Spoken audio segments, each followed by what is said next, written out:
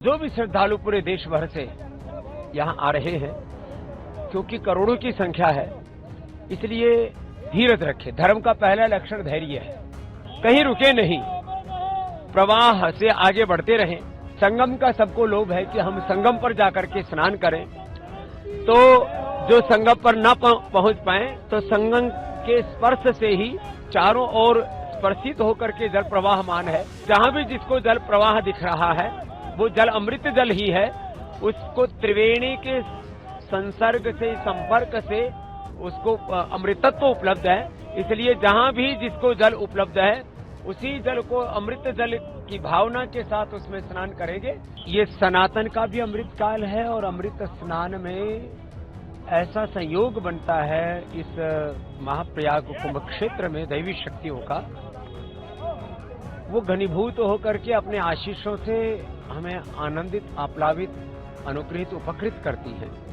तो जो भी आज मौनी अमावस्या के इस अमृत स्नान में सौभाग्य प्राप्त कर रहे हैं, वे सब मौन पूर्वक जप, तप, ध्यान, भजन पूर्वक स्नान करें।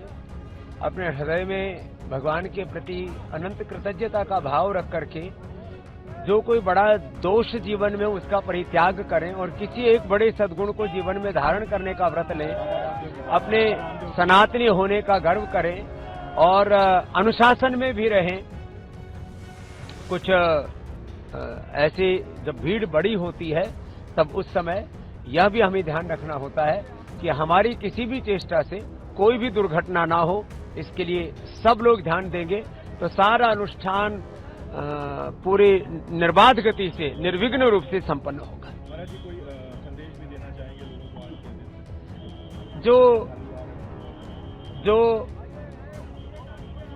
जो भी श्रद्धालु पूरे देश भर से यहाँ आ रहे हैं, क्योंकि करोड़ों की संख्या है, इसलिए धीरज रखें। धर्म का पहला लक्षण धैर्य है।